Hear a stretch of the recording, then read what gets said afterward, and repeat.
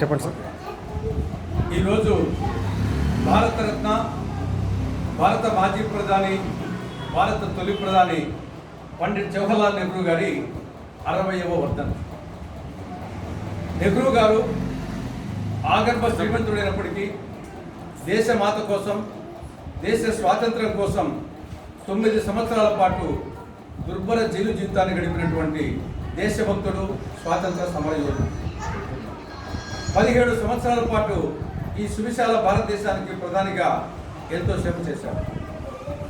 ఆయన ప్రధాని అయిన రోజుకు దేశానికి స్వాతంత్రం వచ్చినప్పటికీ వ్యవసాయ, పారిశ్రామిక, విద్య, వైద్య, విద్యుత్ శక్తి, రవాణా ఇలా అన్ని రంగాల్లో భారతదేశం ఎంతో వెనుకబడి ఉండేది.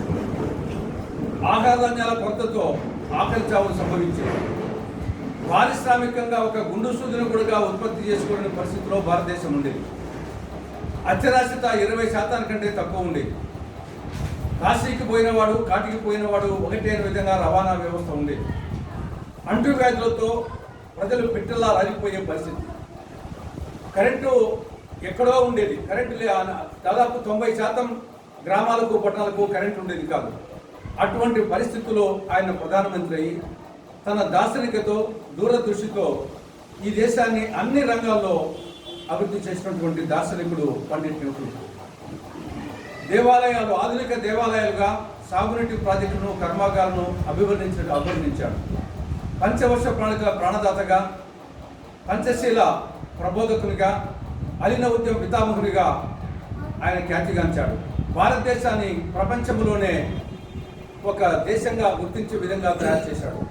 కాబట్టి అటువంటి నెహ్రూ మీద మోడీ కానీ, బీజేపీ నాయకులు కానీ అభాండాలు వేయడం, ఆయన ప్రతిష్టను తగ్గించాలని చూడడం ఇది చాలా దురదృష్టకరం.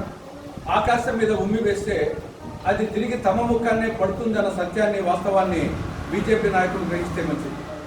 అదేవిధంగా కందుకూరి వీరేశలింగం పంతులు గారి 105వ వర్ధంతి.